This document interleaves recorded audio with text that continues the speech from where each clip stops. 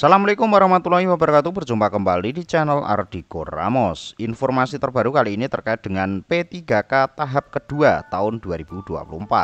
Kejelasan terkait dengan formasi ya sahabat-sahabat. Jadi sahabat-sahabat yang mau mendaftar di PPK tahap kedua tahun 2024 ini perlu bersiap-siap. Selain membuat akun, juga harus memilih formasi sesuai dengan ijazah dan sebagainya.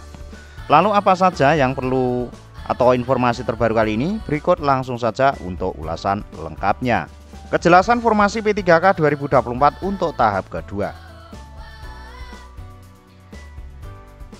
Para honorer, non-database BKN dan lulusan PPG harus cermat melakukan pendaftaran P3K 2024 tahap kedua. Ini bukan hanya untuk sahabat-sahabat guru ya, untuk teknis maupun untuk kesehatan juga. Pasalnya, para pelamar P3K 2022 tahap kedua juga memerlukan formasi yang disediakan di seleksi tahap 1. Sesuai dengan jadwal yang sudah ditetapkan, pengumuman hasil kelulusan seleksi P3K 2024 tahap 1 dilakukan pada 24 sampai 31 Desember 2024. Sementara masa pendaftaran P3K 2024 tahap 2 ialah 17 November hingga 31 Desember 2024. Jadi para pelamar P3K 2024 tahap 2 baru bisa melihat jumlah real formasi yang akan diperebutkan setelah ada pengumuman kelulusan tahap 1.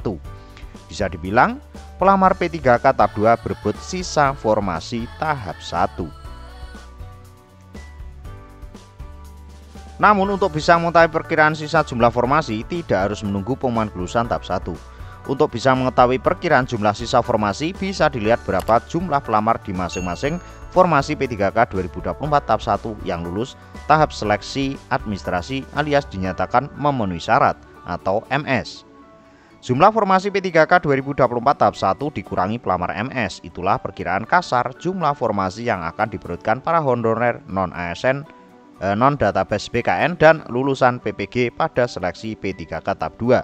Untuk sahabat-sahabat yang kesehatan dan teknis adalah sisa dari pendaftar formasi tahap pertama. Selanjutnya, seperti yang dikatakan oleh Kepala BKPSDM Kota Mataram NTB, Taufik Priyono di Mataram hari Senin 18 November, diketahui formasi P3K tahap 1 Kota Mataram sebanyak 583 kursi. Taufik menargetkan jumlah pendaftar seleksi P3K 2024 tahap 2 mencapai sekitar 1.500 orang. Dengan jumlah formasi yang akan diperebutkan 583 kursi, jumlah formasi tahap 2 itu sama dengan jumlah formasi pada pendaftaran seleksi P3K 2024 tahap pertama. Taufik menyebutkan sisa honorer K2 dan honorer database BKN yang melamar P3K 2024 tahap 1 di Kota Mataram sebanyak 1.881 orang.